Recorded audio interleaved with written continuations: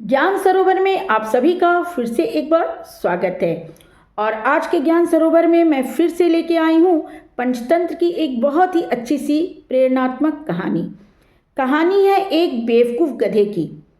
जैसा कि हम सभी जानते हैं कि गधे को बेवकूफ़ जानवर की श्रेणी में रखा जाता है और सभी उसे कितना भी इस्तेमाल करे बोझ ढोने के, लेकिन फिर भी उसे गधा समझते हैं, यानी कि बेवकूफ़ समझते हैं।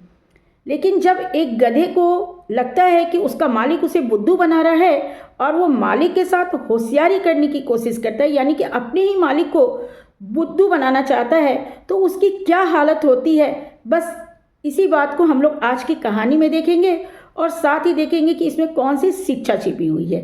तो चलिए फिर मैं कहानी सुनाना शुरू करती हूँ। एक व्यापारी के पास एक गधा था। वह रोज सुबह अपने गधे पर नमक की बोरियां व अन्य सामान लादकर आसपास के कस्बों में बेचने जाया करता था। वहां तक जाने के लिए उसे कई छोटी छोटी नदियां और नाले पार करने पड़ते थे। एक दिन नदी पार करते समय गधा अचानक पुल से फिसलकर पानी में गिर पड़ा।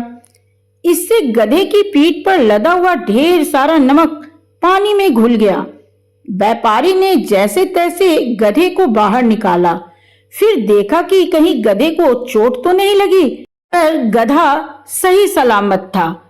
अब गधे का बोझ काफी हल्का हो गया। बोझ हल्का होते ही गधा बहुत खुश हुआ। नमक का व्यापारी गधे को लेकर घर वापस लौट आया। अब वह जाकर भी क्या करता, माल तो पानी में बह गया था। फलस्वरूप उस दिन गधे को अच्छा आराम मिल गया।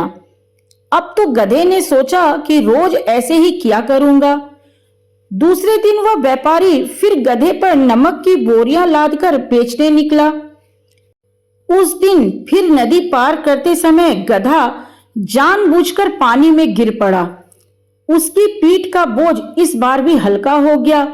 व्यापारी उस दिन भी गधे को लेकर घर वापस लौट आया, पर आज व्यापारी ने साफ साफ देखा कि गधा जानबूझकर पानी में गिरा था।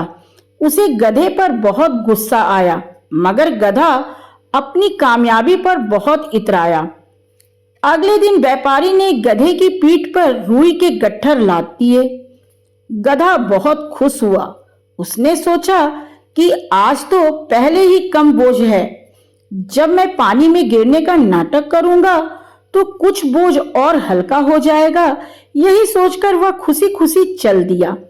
नदी आते ही वह पानी में गिर पड़ा, पर इस बार उल्टा ही हुआ। व्यापारी ने उसे जल्दी से बाहर नदी से नहीं निकाला। फलस्वरूप रुई के गट्ठरों ने खूब पानी सोखा और बोझ पहले से कई गुना बढ़ गया।